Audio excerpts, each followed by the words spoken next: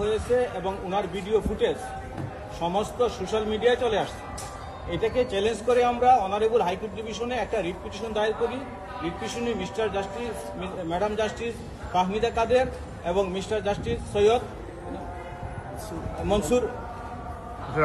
মনসুর আলম ওনারা একটা অর্ডার দিয়েছেন। ওনারা বলেছেন যে ভিকটিমকে সম্পূর্ণ ধরনের নিরাপত্তা দিতে হবে, তার চিকিৎসার ব্যবস্থা করতে হবে এবং 15 দিনের ভিতরে ওনারা এই মামলার তদন্তের কি অগ্রগতি হলো সেই অগ্রগতিটা অ্যাফিডেভিট অফ কমপ্লায়েন্স হিসাবে অনারেবল হাইকোর্ট ডিভিশনে জমা দিতে হবে। এটা আবার ফার্দার ফর অর্ডারে আসবে এবং বলেছেন যে উইদিন 24 আওয়ার্স তার যেমন সমস্ত ভিডিও এবং ফটোগ্রাফি যেগুলো সোশ্যাল মিডিয়াতে ছিল ওইগুলো ওখান থেকে উঠিয়ে নিতে হবে। বিটিআরসিকে ওনারা একটা ডাইরেকশন দিয়ে রিটটা কেন করেছিলেন? রিটটা আমরা চেয়েছিলাম যাতে ওনার সেফটি সিকিউরিটির জন্য ওনার মামলা যাতে আমরা একটা বলেছিলাম যে একটা জুডিশিয়াল কমিশন গঠন করার জন্য। ওনারা সেটা বলেন নাই, বলছেন যে মামলা হয়ে গেছে, যেহেতু থানায় মামলা আছে চলো।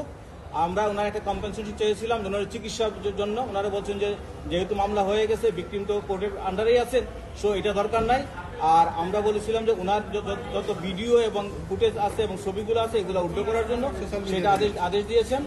আর মামলার অগ্রগতি কি হলো সেটা 15 দিনের ভিতরে কোর্টকে জানাতে বলেছেন। রিট করেছি আমি অ্যাডভোকেট মিরে কেম নুরুন নবী ইন পার্সন আমি মামলাটা